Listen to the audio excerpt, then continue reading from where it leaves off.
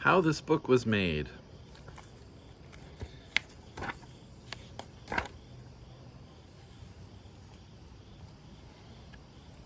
At first, this book wasn't a book. It was an idea. Ideas can come at funny times. When I had the idea for this book, I went to a quiet place and I wrote. I wrote from early in the morning until late at night. It was very hard work. Soon I had a bunch of words on paper. Those words were a first draft.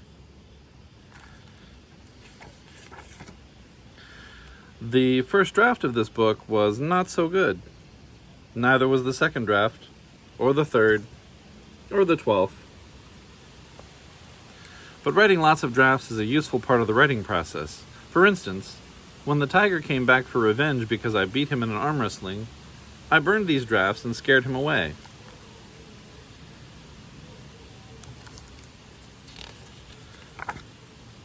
I worked, and with the 21st draft I was done. So I sent my words to my editor in New York City. An editor tells you what parts of your story are good and what parts you need to fix. She's like a teacher, only she works in a skyscraper and is always eating fancy lunches.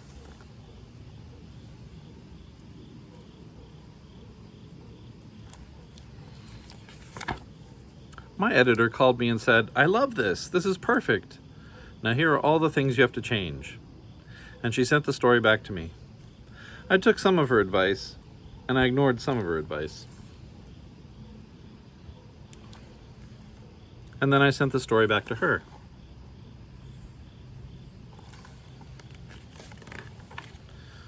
She sent the story right back and asked why I had ignored some of her advice. And I said I didn't think they were good ideas. And she said I thought they were great ideas. And I said, well, let's agree to disagree. And she said, let's agree with me. And I said, you're not the boss of me. And it went back and forth, back and forth, back and forth.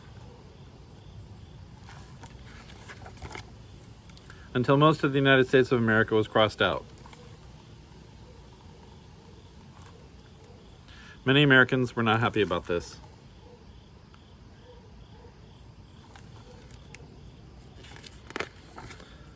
Eventually, my editor loved all my words, and I loved all my words. Even the tiger who had returned with a posse loved all my words.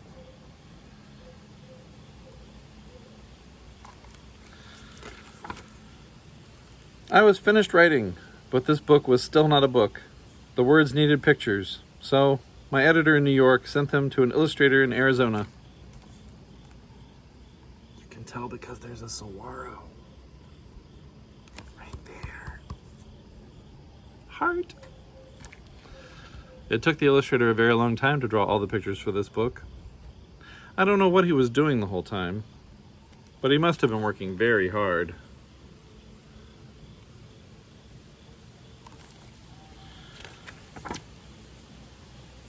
I sat around and waited. Finally, the illustrator sent all his artwork to New York, and his art and my text sat in a skyscraper, waiting to be printed.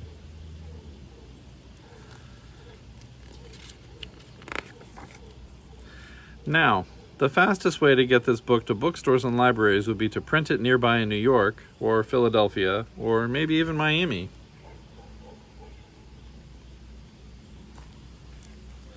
But this book was printed in Malaysia.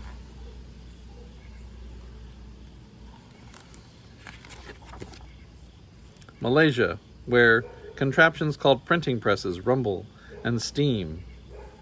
A lady put the words and the art into one side of the machine, and out the other came this book.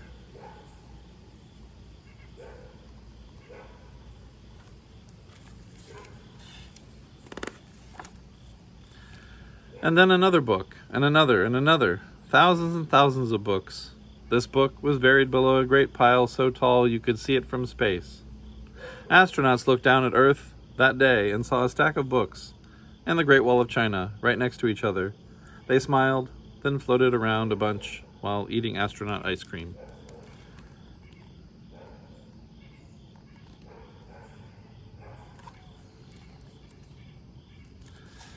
Now, how do you eat astronaut ice cream when you have your mask on? I don't know. Artistic license. But that's science. This is literature. And at last this book was ready to be read. It needed to get to the United States as fast as it could. Of course, the fastest way would be to put them on a jet. But this book got put on a boat. A slow boat took all the books across the sea. The journey was dull until the pirates arrived.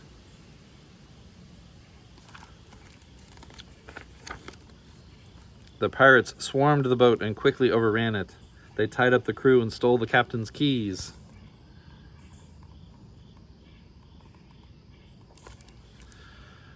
The lead buccaneer kicked open the hatch to the ship's hold. The pirates held their breath and imagined their treasure. There was no gold inside, just books. Pirates don't read, so they sailed away.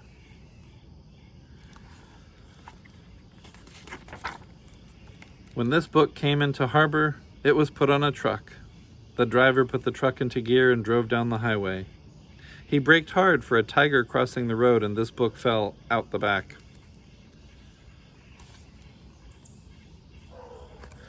An eagle swooped down and grabbed this book for her babies.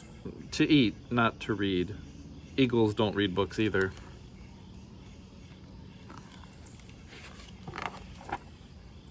She ripped out a corner, but her chicks didn't like it. They pushed this book off their nest.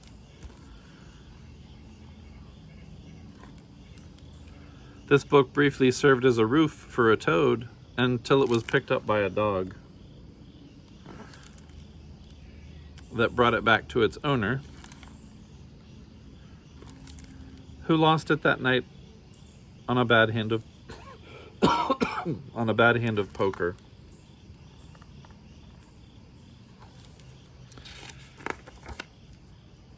To a truck driver whose load was one book short. He made his delivery to a woman who put it on a shelf next to many other books. This book waited, and I waited.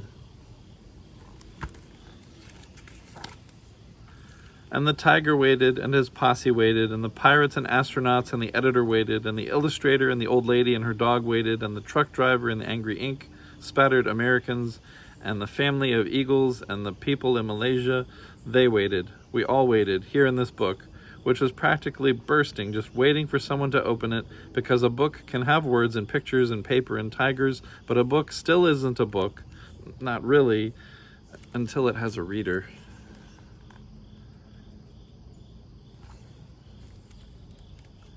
And then you came along, and you read this book through to the very last page, which is how this book was made.